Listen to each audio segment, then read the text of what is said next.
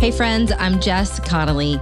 I'm an author, a coach, a Bible teacher, and a local church leader, and I love talking to real people who know what it means to have full lives, but also want to walk in abundance. This podcast is for you. It's not my podcast, it's ours. It's for people who crave lighthearted conversations and deeply spiritual truth. It's for people who are busy, tired, waiting, growing, dreaming, working, or praying about what's next. Wherever you're listening from, if it's quiet, mundane, or busy, I am praying for you, and I'm so glad you're here. Let's go. It's everybody's favorite podcast guest, Nick Connolly, back on the pod. Welcome. Hi. That's my intro. I think it's presumptuous to say that I'm everyone's favorite guest. I do think you are everyone's favorite. Katie, you have great people. Quick stats. Yes. You have great people. Well, it's an honor to be here. I knew you had a heavy week this week, and so I was going to try to release you from the podcast. Yes. And then we were talking about it in our office yesterday, and I asked Anna and Katie, and I was like, you know, what should I do? Because I don't want Nick to have to do a podcast with me. And I just, I knew you had a big week. Yeah. And they were like, sorry, he has to do it. Everybody loves him. We did pivot though, because we were going to do a pretty heavy-ish episode. Yeah. We were going to do an episode called what happens when Christians disagree? And the truth is, I had planned that months ago.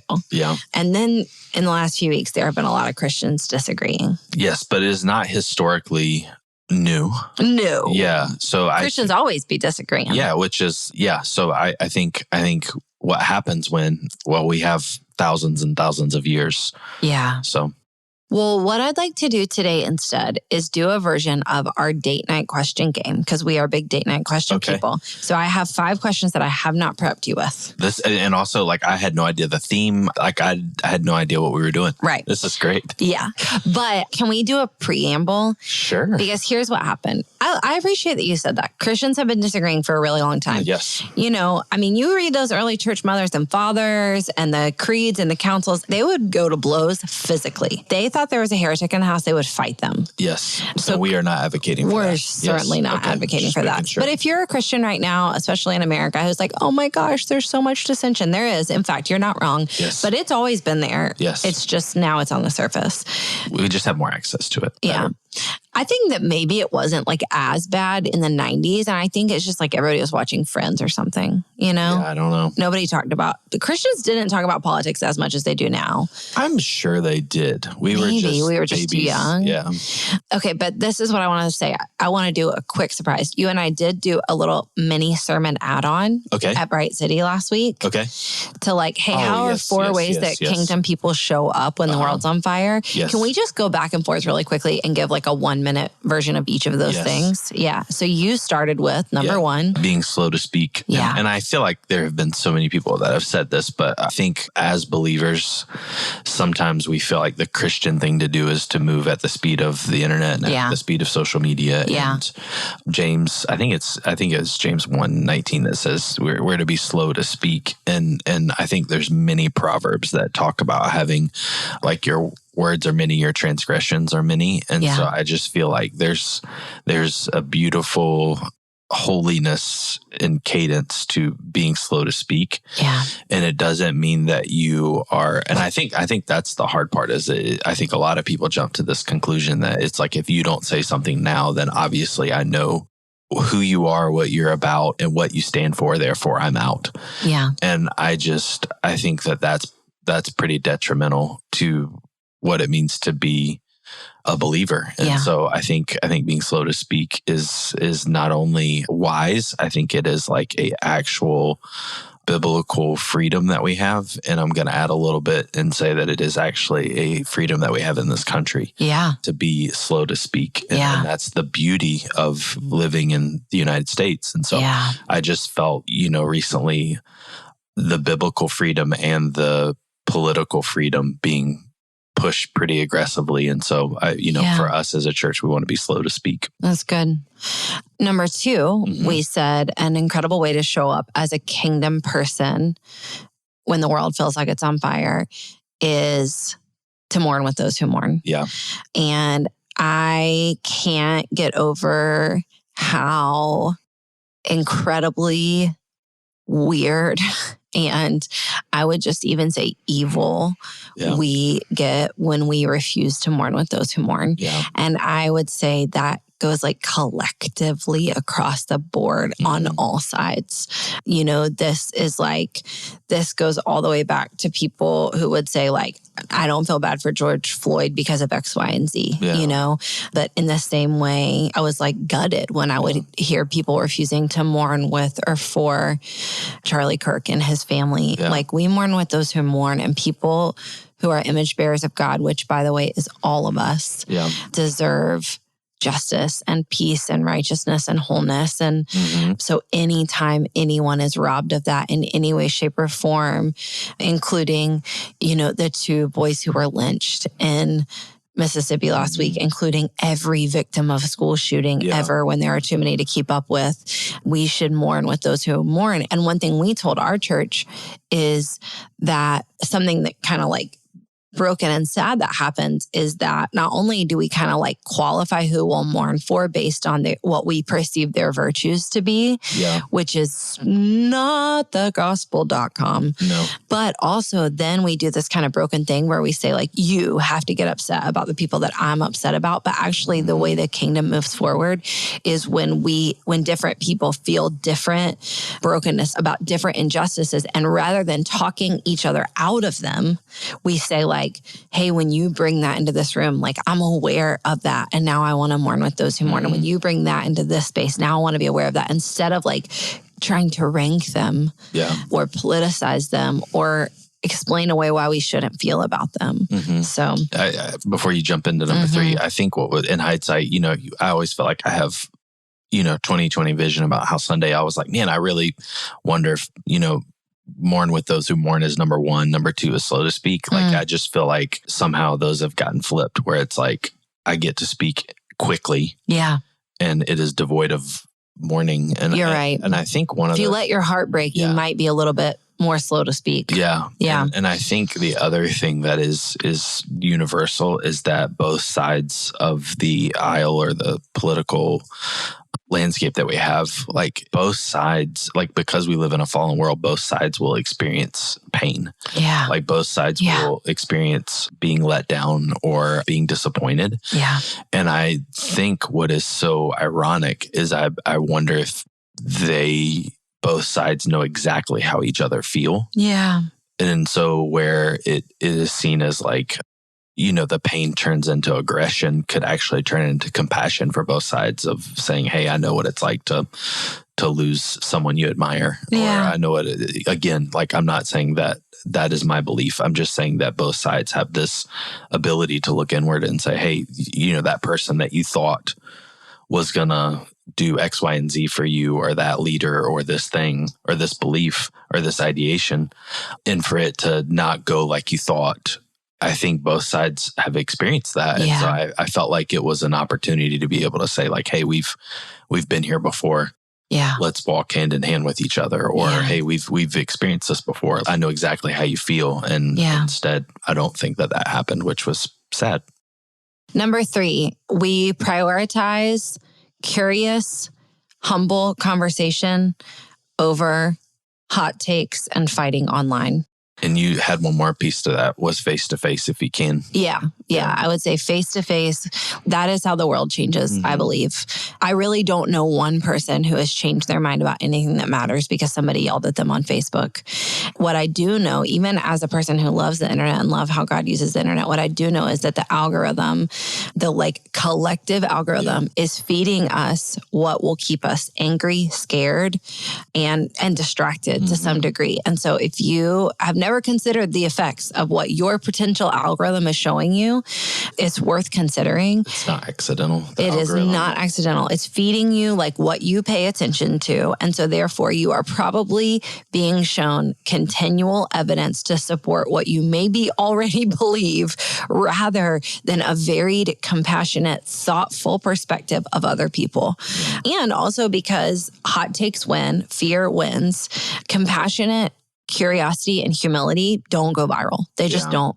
Complex conversations that consider multiple perspectives that say like, you might be right, tell me more. Like that doesn't go viral. The middle does not. The middle way does not. And just FYI, like that was the ministry of Jesus. Did he flip a table? Yes, he did one time. And as you constantly remind me and want to remind our people, like, hey, you are not Jesus. So when you enter into a space and you're like, well, Jesus flipped tables, I can flip a table.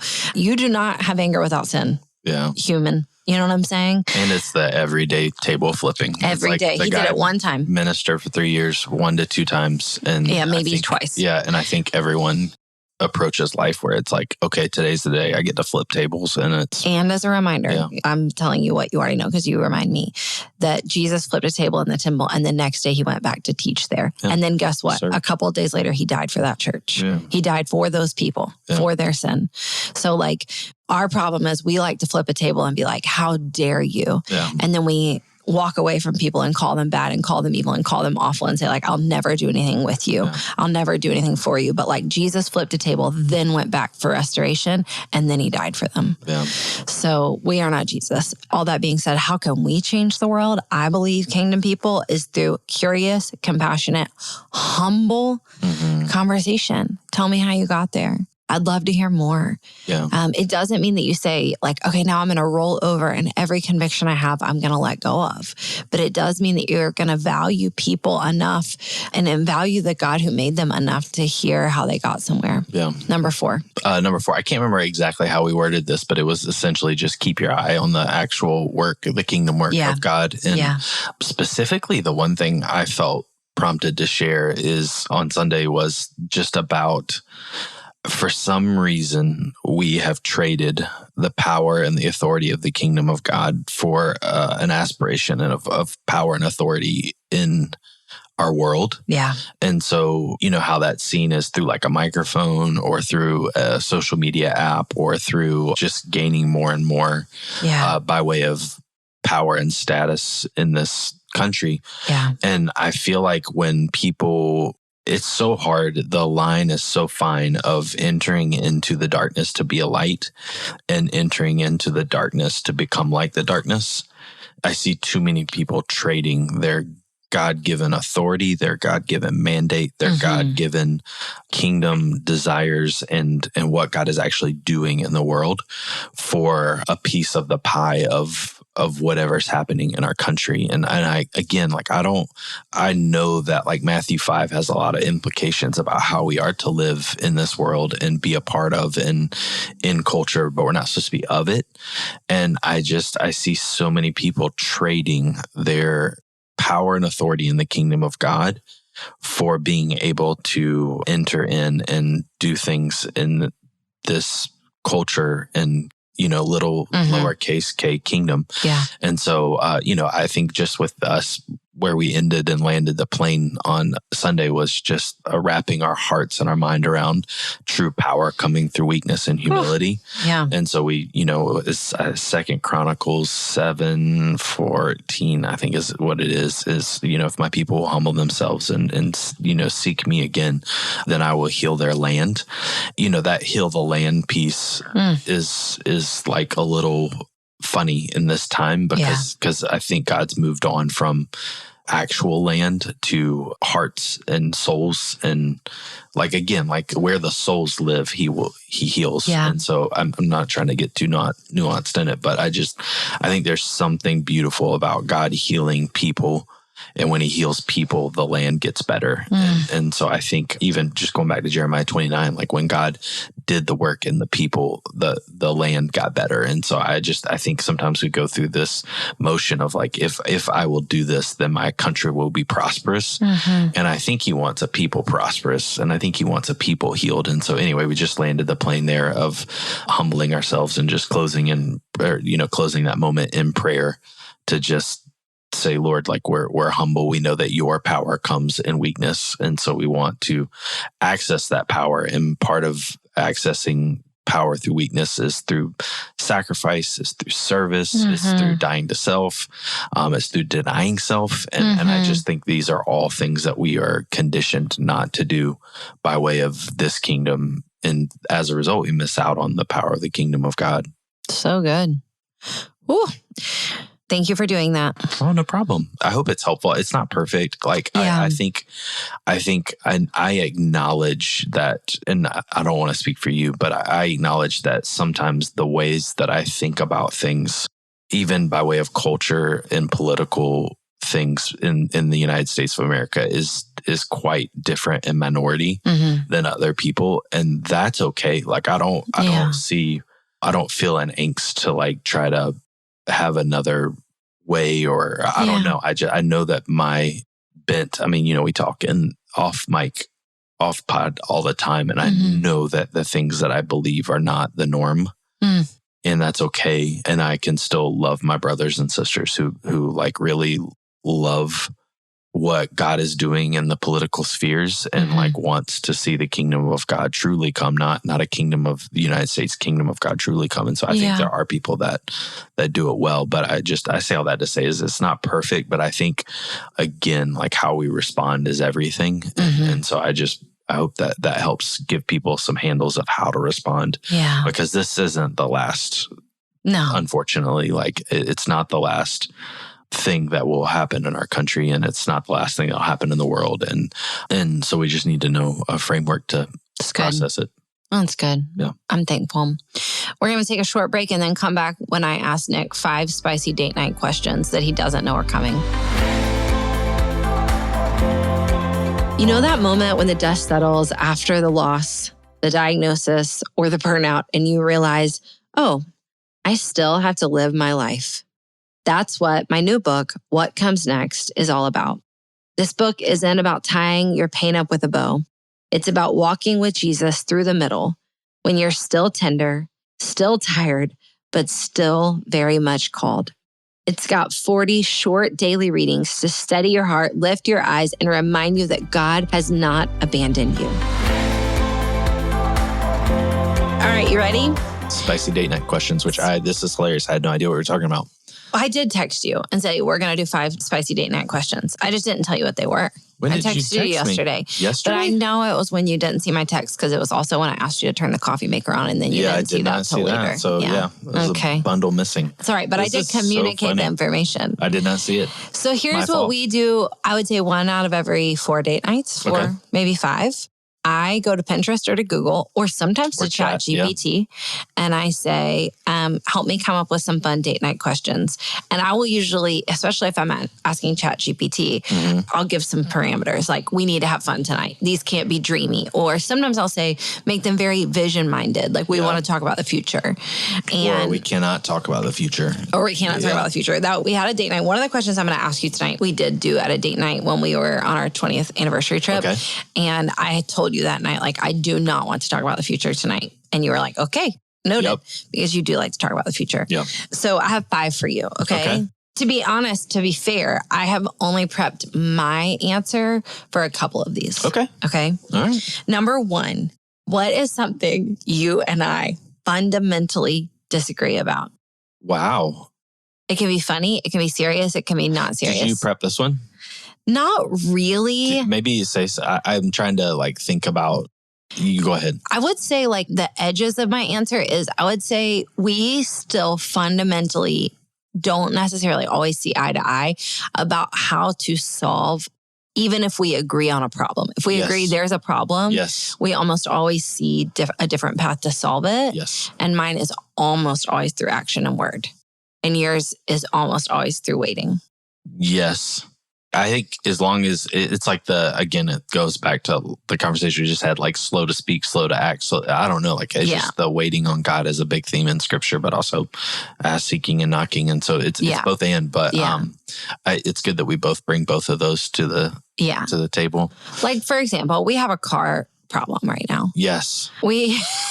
We're down to like half a vehicle. I'm going to tell you something funny in a second about what you just said. It's another thing we fundamentally disagree on. But in our physical home, out of the 6 of us, 4 of us drive, 5 are about to drive. Yes. How many working cars do we have? 0.5. We have 0.5 working cars. We do not have a car that works all the time. We really don't. Yeah, I mean, we've got a Toyota that's doing great. It just looks like a bomb went off on the inside. Yeah, it doesn't work great. Oh, the suspension is gone. The suspension is gone. So it's like you're riding in a Safari. That is not working. Like you're in, I feel nauseous when I drive it. That's our only working car that like consistently is not in the shop. It hasn't been in the shop in a long time. Oh no, it's just oil changes. Yeah. I wrecked my Honda earlier this year. We have not replaced it yet. That was February. No, that was in April. No, it was the last week of February or something like that. I was on a retreat. You might be right. Yeah. And we haven't replaced it yet. Our daughter has a car that she does love. That thing it's going. It's going. We feel it going. It's been in the shop every week for about 3 or 4 weeks. Yeah. Currently took it back this morning. Yeah. The shop has been great, but it's just she's a dying car. I don't know how we got to this predicament, but basically every day I want to go car shopping. Yes. And basically every day you want to pray. Yeah.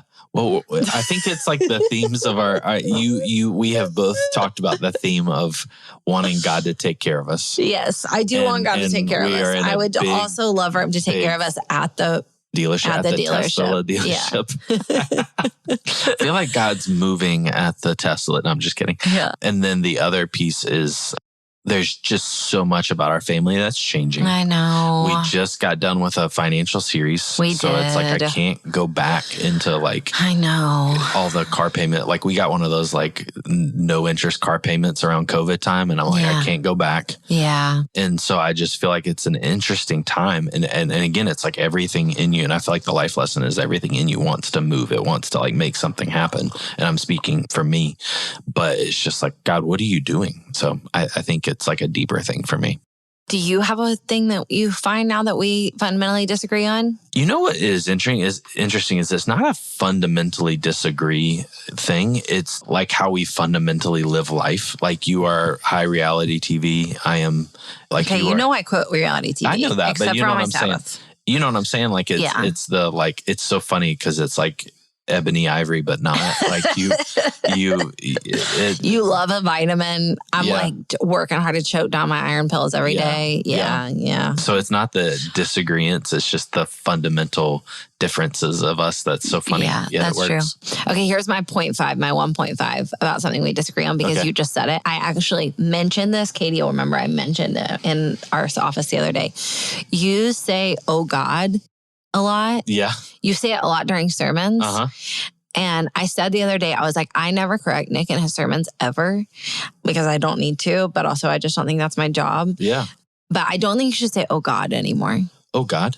Like, I think you should say, "Oh Lord." Oh Lord. I think like, "Oh Lord" sounds more. I don't know of saying this in my sermons. You say, "Oh God" a lot. Oh. But when I feel like it's more of a prayer at that moment. I think it's a prayer too. Oh God, but I think it borderline sounds like you're taking the Lord's name in vain, which I don't think that's what that passage is actually about when you really study it. But I think you should say, "Oh Lord." Okay. I'll pray about it. Okay. Number 2. What are the best ways that we support each other that actually work? So I'm going to name ways that you support me that really bless me. And you're going to name ways that I support you that really bless you. Yep. Do you want to start or you want me to start? You go ahead. Okay. I have 2. Number 1, you always let me feel my feelings. Like just, and then some. Yeah. The other day I was crying and I don't want to talk about it. And what did you say? You'll have these moments where just because we've been together for 20 years, I know what you're going to do, say, act, but you'll let it be. You'll be like, "I don't want to talk about it." Be like, "Are you sure?" "No, I don't want to talk about it." "And are you sure?" "No, I don't want to talk about it." And which is part of my process. Yeah. And then you will normally say, "You see, the thing is," and so we were sitting on the couch and I said, "Hey, listen, here's the deal. I'm going to ask you 3 times and then I'm going to say, if you need to just look at me 5 minutes down the road and say, the thing is, you have that freedom." But you didn't. I didn't. Yeah. You see, the thing is. And then actually the next day you were like, "You never did say the thing is." I said, "Do you still need a thing is it?" The thing is, 1, you let me feel my feelings. Number 2, I want to applaud you, okay? I want to just tell you that this is really supporting me. Okay. You literally never rely on me for any logistical maintenance part of our life. Okay. Meaning, we've been living in this house since April. Okay. I have never taken the trash out. The other day, what was I doing? The dishes, or I was doing the dishes. Yeah. We lived here since April. And I told you, like, this is the first time I've ever run the dishes here. Yeah. I didn't know how to do it. Yes. I don't pay our bills. I don't either. I'm just kidding. I do sometimes fill up gas in the car, but like rarely. Yeah. And I just want to say, like, that really loves me well. Yeah. I think you know what I bring to the table, and it's not logistical help. But Not logistical. Yeah. That's not your planning is different. Like, because I can plan our life. It's like the physical chores. Yeah. Yeah. I have things that I do. Yes. You know. Yes. But you don't make me feel bad about it ever. It's like you don't. You actually the way twice about it. Yeah. You don't. You literally don't think twice about it. And I just want to say I really appreciate that. Okay. And nothing can ever happen to you. Okay. I'll do my best. Okay, great. Your turn. So my two things are encouragement. Been reading The Bible Is For You from the She Reads Truth people, which has been incredible. And one day was Joshua. So it's like a daily deal. One day was Joshua. And I was reading the parts of Joshua that they had selected. And it was just reading that do not be discouraged. Yeah. And I was like, man, I am quick to discouragement. And it has always been a thing. Yeah. And I think going back to like, how much of your next book have you like? I haven't said what the title is. Okay, but have you talked about like the theme or? If you do, it's your business. But like, in the Christian, here's how I'll say it just so it teases it out. In the Christian life, I think sometimes we think that when the Bible says like, do not be discouraged. Yeah. It's like physically do not be discouraged. Yeah. And it's like, oh, actually, like, I think the call was to courage because you will feel discouraged. Agreed. And so I'll leave that was not what your book's about, but it sort of is. Yeah. And so I think you allow me to have the feelings of discouragement run its course, but then you are quick to encourage me. And so you are a really big encourager. And I think what's so funny that we've been talking about this year specifically is in our marriage in the past, you could feel something or I could feel something. We can't feel something at the same time. That was my perception. Yeah. And so the funny thing that we've been talking about is no, we can't be sad, both be sad, or we can't both be discouraged. Yeah. And to me, again, like to each their own, I feel like intimacy is found in those moments where we experience it together. And you love when we're both sad. And you're like, you better button it up, Connolly. Like you better snap out of it. It's like you can or I can, but we both can't. Yeah. Which we're learning. We're learning. Yeah. So, and how to walk through that together. So anyway, encouragement. And then I feel like dreams, I'm a dreamer. Yeah. And I think even just in the last few years, I feel like God's speaking some like great stuff into my life and uncovering desire that I had when I was like 18, 19. Yeah. And there have been times where I've done it really bad and we've processed those moments of sharing big things, but you're always down to clown when it comes to hearing about dreams and what God's put on my heart, and which is a lot because you've done primal questions on your own. Yeah. Like yours is, am I safe? Which usually safety means like nothing changes. No dreams. Everything's the same. Yeah. And mine is not that. And so like just to create a safe space for me to dream. And so again, going back to some date nights where you're like, listen, like there's a few things on fire. I can't talk about the future. And I'm like, hey, there's a lot on fire. I need to talk about the future, And so just finding the pace in that. But I feel like by way of the two things you do is encouragement when I'm discouraged and allowing me to share my dreams and visions and things that I have for the future. Well, thank God. Okay.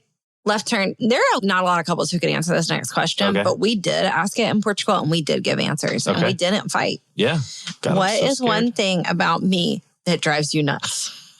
I forget what I said. I remember exactly what you said because I referenced it this week when I did it. It's not that how did you say the question again? What's one thing about me that drives you nuts? All right. The driving nuts piece is this does drive me nuts. Is we will have people over at our house and it'll be like people get here at 6:30, around 10 o'clock. Everybody is rolling out and there'll be like 3 people. And then all of a sudden, Jess will look at those 3 people and she'll say, hey, should we go in the living room? And I know that means that we're in for another hour if we go to the living room. Yeah. But what I felt like God was doing in the moment is that people were leaving. Like I felt like God was bringing a spirit of unity in the house and that people were leaving because we just had a great time from 6:30 to 10 o'clock. And God knows that I need some quiet time because I'm an introvert and you're an introvert too, which I don't understand how this works for you. But there's something about your like almost like an invitation to come to the altar of the living room that people respond to. Mm-hmm. And it means that we're signed up for another hour, sometimes an hour and a half. And so then it's 11:30 and people are leaving and I want to die. So that is a legitimate thing. And then the thing that I said, and it's not that I hate it's okay. It's okay. You don't enjoy it. No, I understand why you did it for this last book launch that you just had. Yeah. Because the book was about grief and hard times, and the women in the room had helped you get through those hard times. Yes. And so I was not in the room, but I picture you going to each one of them saying how they helped you. Yes. I did. And you had gifts and they were wrapped and all the things. But there have been other times where it is your birthday and we are all here for you. Yeah. And I think part of it is because of the vulnerability threshold is the being able for people to come around you and saying what they love about you. I think sometimes you're like, if I could just interrupt real quick and control the moment and say what I love about everybody else, then we can move on. Yeah. So I'm in moments like that, I'm like, just let it be about you for once. I'm going to be transparent with you. Okay. First of all, I want to defend myself a little bit about why I do the wait, these last 3 people don't leave. And that's why. What I'm about to say is actually very vulnerable about both of these things. All right. Okay. So I think that all Christian women are supposed to say that they love hosting. They're supposed to say they love that. Yeah.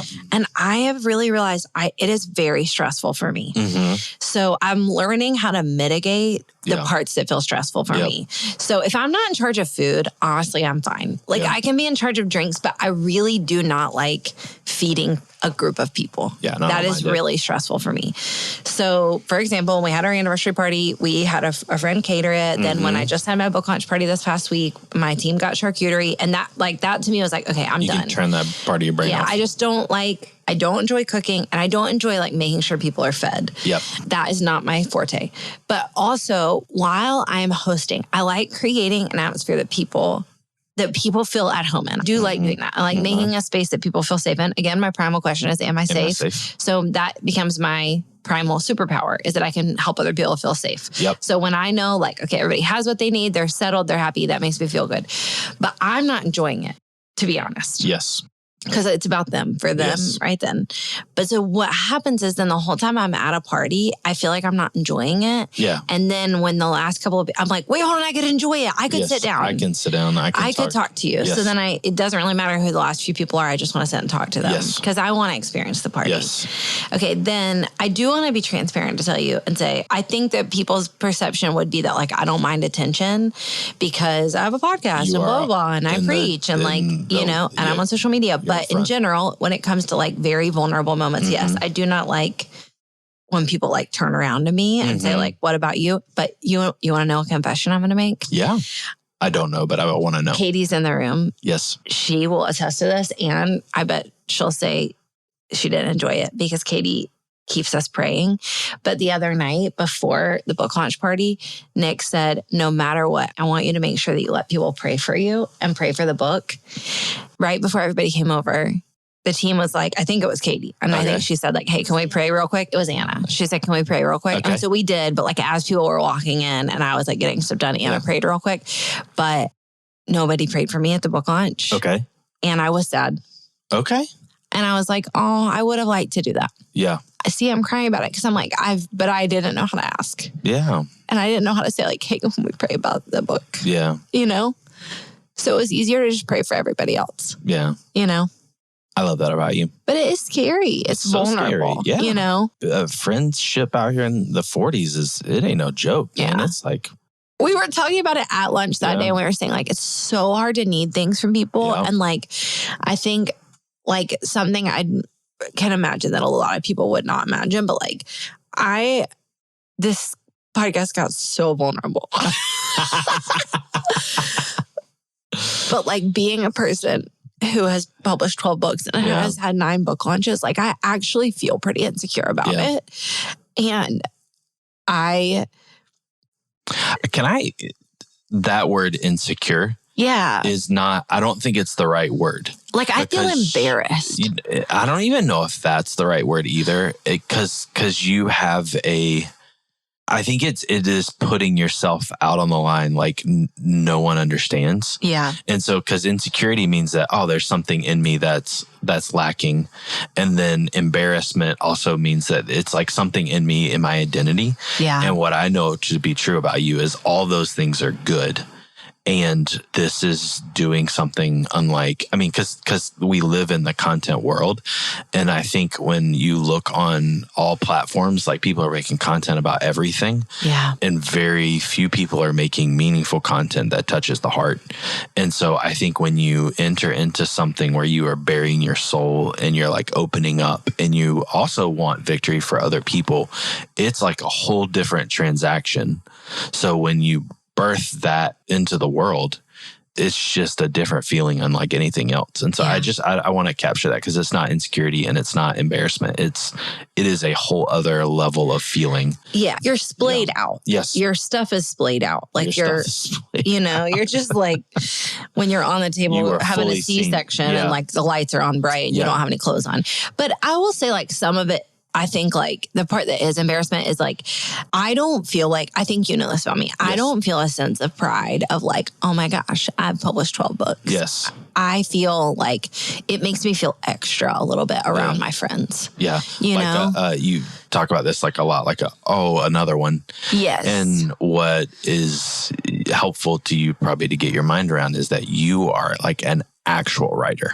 Like you write when no one's looking. Yes. And you're in seminary right now and you write papers and like somehow you like find the joy in writing that paper. Yeah. Because you are a writer. Yeah. And so again, going into the cultural moment, I think when people get to, and I'm saying this in a way of what God's done, is like when people get to a level where they have a business, they have a social media platform, there's all these things that get lumped into that. So like, you should write a book. Like it becomes the funnel. Like you should write the book, you should have the podcast, you should have X, Y, and Z. And not that any of those things are bad. It's just that sometimes people are doing things that they wouldn't necessarily do, but people are telling you, hey, it's wise to do this. And at the end of the day, you would write no matter what. Yeah. And so it's the thing. It's your core thing. And so I think it's hard to have that thing be the core thing in a world where it's like a part of the thing. Yeah. And it's like, you put out the book and then you move on. And I don't think that that's who you are. And so to have another one is like, I would say this for you because you're not going to say it, but I would just say like, get ready because like you've got 12 more, you've got 20 more and these are just the first 12. And so I think that is so beautiful to know that over the next, 20 years, you probably have a good amount of books that haven't even come out yet because it is a core competency of who you are. And so I think it's hard for you to take up that space in your calling when it is actually incredibly beautiful and the world needs like writers. Like, I tell you all the time, anytime I read a book and it's like a writer, I'm like, oh man, it just connects on a different level. And I think you do that for your people. Okay. Thank you. We can move on now. Moving on. What's one thing about you that drives me crazy? Do you remember what I told you that night? Oh, heck no. I got selective memory. I said that when you're when your social battery runs out, you just leave or you just stop. It is in my heritage. You don't. I am Irish. It is my you birthright. always say like, this is my birthright. I can Irish goodbye. You don't. You cannot fake Connolly, it. Connolly. I'm Irish. I get to Irish goodbye.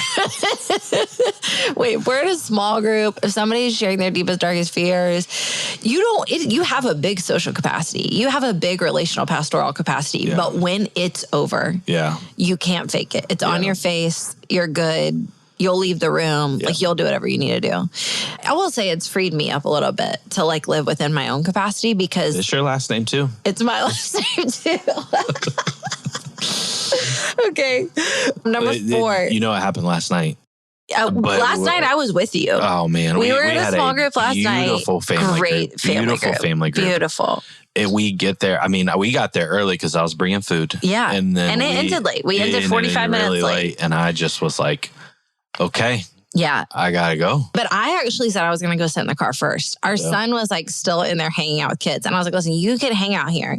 I mean, really, he was hanging out with adults. Yeah, he was hanging out with the leader. But I was like, you can hang out a little bit longer, but I'm going to go sit in the car. Yeah. But then you beat me there. Oh, yeah. You were like, I'm out too. Yeah. And our friends, Hannah and Clint, were like, wait, you're going to go sit in the car? We're like, yes, we are. She actually said, hey, come sit back down on the couch. I'm going to turn the lights out and you can be. I was like, I'm not falling for this. Nope. That's for me in my house. Okay, I don't have an answer to this next question. Okay. I really want to hear what you're going to say. That's all you got for me? That's it. That's the only thing you do that drives me crazy. Really? Yeah. Well, I'm sure there's more. It's just you're not saying it. That's all right. I'm really thinking, but... You do not like when I get in like a playful mood? If I'm not in a good mood... Oh, man. And you slap my bottom, I get mad. Also, the other day I laid on the floor by your side of the bed and you came around. I was not under. On God, I was not under. And I just was laying on the floor. You will scare me a lot. Yeah. You gotta be ready. Yeah. You don't know the times or the seasons. So like sometimes if I'm going to get like a glass of water before bed and I'm walking to the kitchen. I'll just wait in the room. I won't jump out. I won't do anything. I'll just wait. Because I'm very scareable. I'm not I don't have a strong constitution. So I'm easily scareable. So what he's talking about is the night before our 20th anniversary, I go to bed and guess what? I am optically challenged. I'm basically blind. Like I am literally almost basically legally blind. What do you say here? Like what? Rachel or Leah? Which one was weak into the eyes? I'm like Leah with the weak eyes. Yes. I really genuinely am like almost legally blind. And if I don't have my glasses on, I don't know who is alive. I don't know what's happening. Mm-mm. So I had happened to take my glasses off and I'm like meandering my way to bed. So I did not see Nick. So he was laying in the dark on my side of the bed on the floor. Yep. And I think all you said was like, boo. Yep. I thought I was No, I didn't say boo. I said hi. That's right. You just said hi. Yeah. Okay. I know my limitations. I can't when say you boo. scare me, I don't like that. Yeah. But I do like it, so don't stop. Okay. What's something we swore we'd never do, but now we do it all the time? I don't have an answer for this. I feel like we ran the like we owned the minivan. Like we owned a minivan. We did that. We moved back to the Southeast. I have a deeper one. Okay. I think we never thought we'd be like all in sports parents. We didn't think we had the kids for it. We didn't think we had the kids for it. Yeah. There was a part, I mean, they used to make fun of me for liking sports. And so I laid it down at the altar and then all of a sudden they have had a rebirth of sports to where we are Friday Night Lighters. We are sportsfamily.com. I'm a fantasy football league with my sons. Yes. And 3-0, by the way. Yeah. And I just think there's some sweet things in that. Yeah. I think like the move back to the Southeast was like, for us, I don't think we had like an idea of what we were going to do. We talked about Austin for a while, but like coming to where family was like a beautiful gift. But it surprised me. Yeah. Yeah. Yeah. I'm trying to think of a funny one, but I don't really have a funny one. Yeah.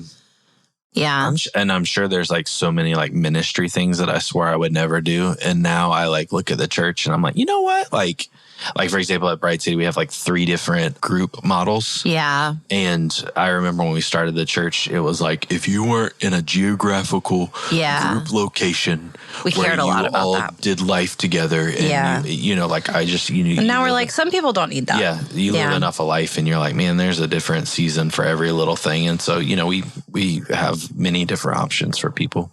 That's good. Last question. All right.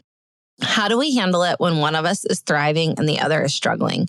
You say, get it together, Connolly. You can't and I can't. No, that's when one of us is thriving and the other is struggling. I think we do great.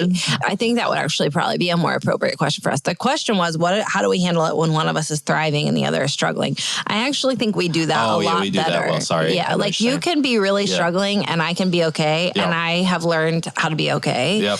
And I think you thrive when I'm struggling. You like a crybaby Connolly. You like a I know. You like a teary Jess. I think I struggle to find my place of how to help you in life. And so it's like with God too. Like when you have a relationship with God and there's no need, it's hard for God to help you. And so I think I am not God. I hear me say I'm not God, but like in any relationship, there's a great example is last night when we were at group, it was a normal run of the mill, awkward family group. There was like some things shared. There was like, we were asking questions around the sermon and you could just tell it was like surface. And then someone said, hey, I need to leave, but can I actually ask for prayer? Yeah. And then that's what it opened everything up to like an extra long group that everybody loved and like multiple people received prayer and we were praying for healing. And so anyway, all that to say is when there is a need in your life, I just feel like, quicken to say, how can I partner with God in helping? And so I feel like I find purpose in that, which is good. Yeah.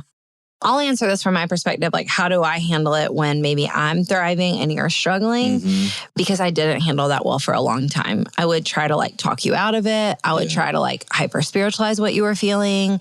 Or that was maybe the best case of the worst case scenario. The worst case of the worst case scenario is that I would take on your feelings and take on your emotions and like climb into the pit with you. I told you this week at therapy, my therapist drew out. She like drew on a whiteboard multiple different versions of codependency for me, just as a reminder of like, hey, this is what it looks like. And so I don't do that anymore. And so now if you're having a bad day, I can feel empathy for you. And I can be like, man, I'm so sorry you're feeling bad. And also, if I decide that I'm going to feel bad with you, then I can't be on your team. Like I, to some degree, cannot serve you and cannot help you. Yeah. And so I'll let myself still feel fully awake, you know, and like serve you if and where I can. And then otherwise let you go to God, which is really what you need. Yeah. And I think it's, in every relationship you go through a season where you feel like you've got to fix it and fix it fast. And, the more and more you enter into relationships and time and seasons is it's not necessarily about your relationship with me and my relationship with you. It's about our relationship with God. Yeah. And so, you just got to let him finish the work because if it's not complete, it's going to be lacking. But if it is complete, it won't be lacking anything and you will have maturity. That's not me. That's James. I know still, but you spit it out like that. So good. Hey, thanks for coming on the podcast. Thanks for having me. I'm grateful for you. This is quite the dynamic duo of not politics, but politics and, fun date night questions. Date night. Which is what life is. Yeah, but don't mix them. Don't mix them. No. Don't. This is two different conversations. Do not mix them. Also, let the hearer understand. Let him who has ears hear. If your marriage is not a place where you can ask the question, what do I do that drives you crazy, and laugh about it, don't ask that on a date night. Yeah. But if you can laugh about it, laugh about it. Yeah. Okay. We love you. God's mighty in you. Let's go. Friends, I'm so grateful you listened to today's episode. Thanks for spending time with me. It would mean the world to me to connect with you. So you can send me a DM on Instagram at Jess A. Connolly or head to my website, jessconnolly.com for more ways to connect. If you have a minute to subscribe and leave a review of the podcast wherever you listen, it would massively help us reach more people with the good news that they can live fully awake. Let's go.